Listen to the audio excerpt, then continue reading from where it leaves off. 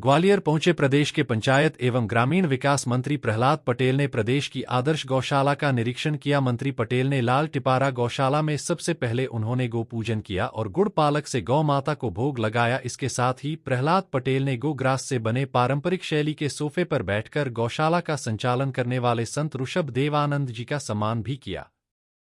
इस दौरान मंत्री प्रहलाद पटेल के साथ मंत्री राकेश शुक्ला भी मौजूद रहे। दोनों ने ही गौशाला के अलग अलग सेक्टर में जाकर गायों की देखभाल के साथ ही उनको खिलाए जा रहे चारा भूसा सहित अन्य व्यवस्थाओं का भी जायजा लिया। वहीं मंत्री प्रहलाद पटेल का कहना है कि गाय पर चर्चा बहुत होती है, लेकिन गायों की सेवा और उनसे जुड़ा काम कैसे किया जाता है, इसका सबसे बड़ा उदाहरण लाल टिपारा गौशाला ने प्रदेश भर में पेश किया है। गौ माता हमेशा समाज को देती ही है। खासकर संकट के समय की बात हो तो कई ऐसी बीमारियां हैं जिनका इलाज गाय के गोबर और गोमूत्र से आज किया जा रहा है। यह भावनाओं की कही हुई नहीं बल्कि साइंटिफिक बात है। यदि जमीन बंजर हो जाए तो विज्ञान के पास उसे ठीक करने का कोई समाधान नहीं है, लेकिन उसे फिर से खेती योग्य बनाना है तो वह गाय के गोबर में ही है। अभी तक इन बातों का रूढ़ियों के माध्यम से मजाक बनाया जाता रहा है, हमें रूढ़िवादी कहा जाता रहा है। हम गाय के दूध को अमृत तुल्य कहते थे तो हम रूढ़िवादी कहे जाते थे।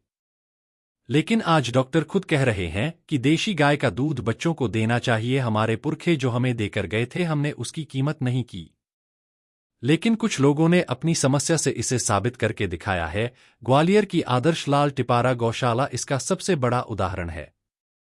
पटेल ने प्रदेश के उन बड़े मंदिरों की जमीन जो 50 बीघा से अधिक है, ऐसी जमीनों का उपयोग गौशाले के लिए किया जाएगा। सरकार के इस कदम पर अभी तक क्या हो रहा है, इस पर उन्होंने कहा कि अंचल की रानी घाटी में ही ऐसी ही जमीन का उपयोग गौशाला के लिए किया गया है और आगे इस तरह के कदम और भी उठाए जाएंगे।